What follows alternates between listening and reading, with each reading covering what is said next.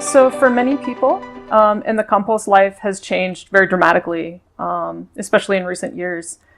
What ways are the interactions that you've had outside the Mennonite community different from your parents' generation? I think it's more open now, in many ways more open. Maybe even more open to the community. Because from what my parents tell me, it would usually be, well, yeah, we have friends outside of the community, but it was very often, like before they came liberal Mennonites, it was very often kept to more business or anything like that. Yeah. And eventually it's been opening up, having them in our home, having them know our community, know our meals, or know our language, anything like that. Yeah. So I think it's in a lot of ways more open. I mean, absolutely. We just have to look at how many non-Mennonites work in the community now. Yeah. It had to get open eventually. Yeah, exactly. So last time I spoke to the municipal president, he told me it was about 13,000 non-Mennonites that work in the Mennonite community. So that's quite a bit.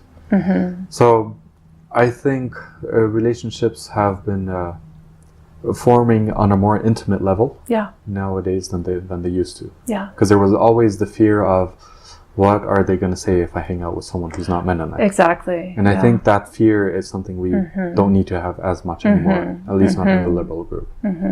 And maybe there's not as much retribution or like consequences maybe that there were previously, or that there's other options of like, well, maybe if I get locked out of a particular group or community, like there's other places to go. Exactly. Yeah.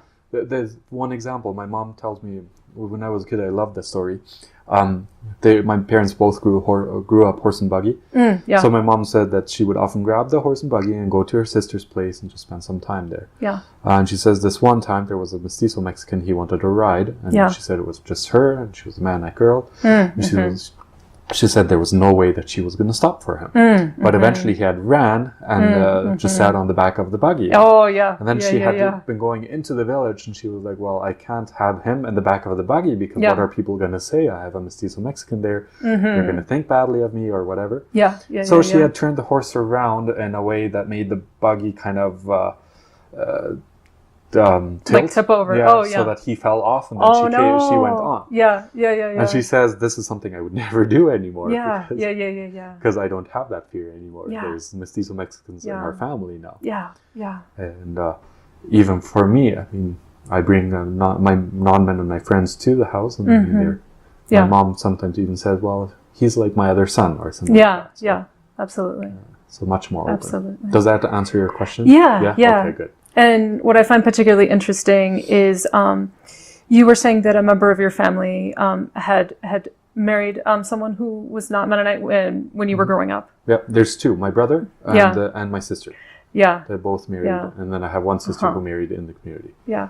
But my sister, Veronica, she lives in Chihuahua now, and my brother, well, he lives here. So. Yeah. And so that really changes all the family dynamics. Oh, it does. Like, starting with the language that we use when we're all together. Yeah, exactly. It's no longer as much German, it's much more Spanish. Much more now. Spanish, And not only that, even the food has changed. Because we've brought in new recipes into the family. Yeah, so, exactly. Stuff like that has changed. I would be completely in favor of that, saying that it enriches us. Oh, yeah. Because I've had a lot of people saying that, you know what, you can lose your culture through that or anything like that. And it doesn't have to. You can have your culture enriched.